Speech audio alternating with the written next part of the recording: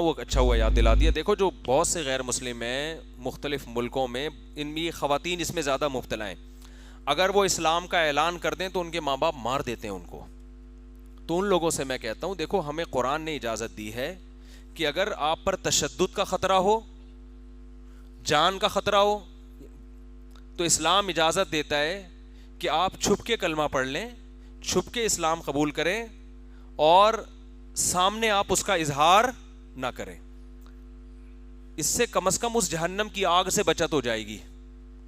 ایسا آدمی مرے گا یا ایسی لڑکی کی موت واقع ہوگی اور وہ اپنے اسلام شو نہیں کر سکی ساری زندگی، لیکن وہ تنہائی میں اللہ سے اس نے کہہ دیا کہ اللہ میں ایمان لاتی ہوں کہ تو ایک ہے اور قرآن کو تیری کتاب مانتی ہوں، تمام پیغمبروں پر ایمان لاتی ہوں. میں خواتین کے صیغے اس لیے استعمال کر رہا ہوں کہ اس میں زیادہ خواتین مبتلا ہیں اس میں، اور ایمان اسلام قبول کرنے میں مردوں کی نسبت خواتین کا ریشو بھی زیادہ ہے اور ان کے لیے مسائل بھی زیادہ ہوتے ہیں.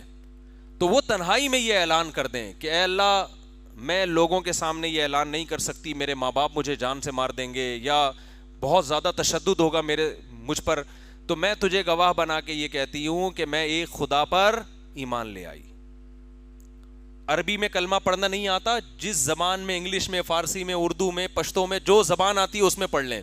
اور وہ کلمہ کیا ہے؟ اے اللہ میں تیرے ساتھ کسی کو شریک نہیں کرتی اور میں تمام پیغمبروں پر ایمان لاتی ہوں جن میں آخری نبی محمد صلی اللہ علیہ وسلم، اور میں دل و جان سے اس بات کا تجھ سے عہد کرتی ہوں کہ اے اللہ جتنے احکام اسلام نے مجھے دیے ہیں میں ان پر عمل کرنے کی کوشش کروں گی جتنا میرے لیے ممکن ہوا. بعض دفعہ ممکن نہیں ہوتا، سب کے سامنے نماز پڑھنے میں خطرہ ہوتا ہے تو بھئی چھپ کے پڑھ لیں، چھپ کے بھی ممکن نہیں ہے تو استغفار کر لیں، پھر قضا پڑھ لیں اس کی.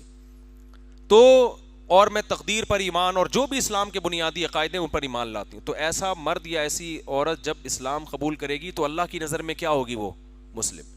لوگوں کو نہیں پتا لیکن اللہ کو پتا ہے.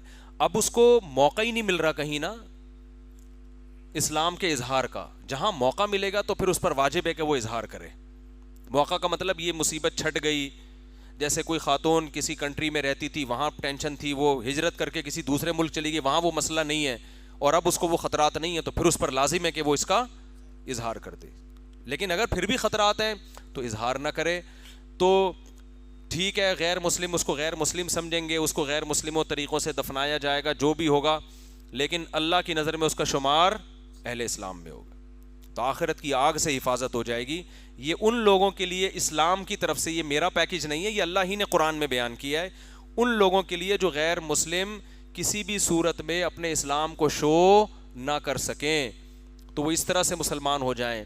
ہمت کی بات تو یہ کہ اعلان کر دیں اور جو مسائل آئیں ان کو فیس کریں، لیکن اتنی ہمت ہر ایک میں نہیں ہوتی.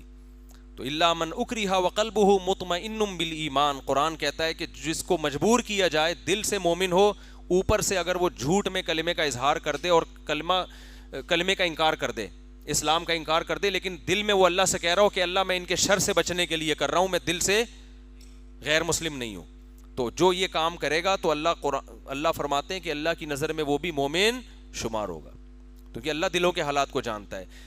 تو لیکن جہاں موقع مل جائے، امن کی حالت میں آ جائیں، تو پھر وہاں اسلام کا اظہار اس کے لیے. پھر یہ نہیں کہ کوئی آپ سے پوچھ رہا ہے، کیونکہ اگر کوئی آپ سے پوچھے نا کہ آپ مسلم ہیں یا کافر، آپ ہندو ہیں یا عیسائی ہیں یا سکھ ہیں، اور آپ نے مذاق میں بھی کہہ دیا کہ میں سکھ ہوں، تو اسلام سے انسان نکل جاتا ہے. سمجھ رہے ہیں علی؟ کیونکہ آپ مجبور نہیں تھے، آپ نے کیوں کہا. تو حقیقت میں بھی بہت سے لوگ دوسرے ملک کے ویزے کے لیے اپنے آپ کو نان مسلم شو کر دیتے ہیں، بہت سے زکوٰۃ سے بچنے کے لیے اپنے آپ کو غیر مسلم لکھ دیتے ہیں. تو علماء کا متفقہ فتویٰ ہے، تمام مسلک کے علماء کا، کہ اپنے آپ کو زکوٰۃ سے بچنے کے لیے یا کسی ملک کا ویزا حاصل کرنے کے لیے اگر آپ نے غیر مسلم لکھ دیا تو حقیقت میں بھی آپ اسلام سے خارج ہو جائیں گے اور نکاح بھی ٹوٹ جائے گا، حج کیا ہوا تھا وہ بھی باطل ہو جائے گا.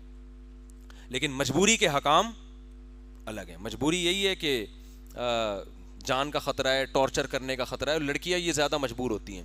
باقی نماز کیسے پڑھیں گی, وہ بھائی چھپ کے کمرے میں نماز پڑھ لیں, اور خطرہ ہو کوئی دیکھنے کا, ہر وقت تو 24 گھنٹے کوئی بھی ساتھ نہیں رہتا نا. تو جہاں تک اسلام کو فالو کیا جا سکتا ہے وہ فالو کریں, جو نہیں ہے تو جس کے لیے اسلام قبول کیا ہے وہ دیکھ رہا ہے.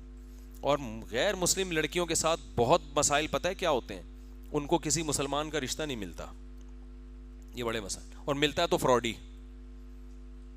یہ آج کل بہت میرے سامنے اتنے حالات آ چکے ہیں, کوئی قادیانی لڑکی مسلمان ہو گئی, کوئی ہندو مسلمان ہو گئی, کوئی عیسائی مسلمان ہو گئی, اب وہ بیچاری گھر سے تو وہ بے گھر ہو گئی, گھر والوں نے نکال دیا, اب کوئی ٹھکانہ ہی نہیں دے رہا اس کو. اب کوئی مسلمان ملتا ہے تو اس کو پتہ ہے یہ مجبور ہے, اس کے پیچھے کوئی پوچھنے والا نہیں ہے, تو 2 نمبر آدمی ٹکر جاتا ہے. ایسے بہت سارے کیس آئے ہیں. 1 نمبر آدمی اس لیے نہیں کر رہا ہوتا کہ اس کے ماں باپ راضی نہیں ہوتے, تو بھائی ہم عیسائی گھرانے میں کیوں شادی کریں, ہندو گھرانے میں کیوں کریں, سکھوں میں کیوں کریں, اس کے ماں باپ تو سکھ ہی ہیں نا, تو آنا جانا تو ہوگا.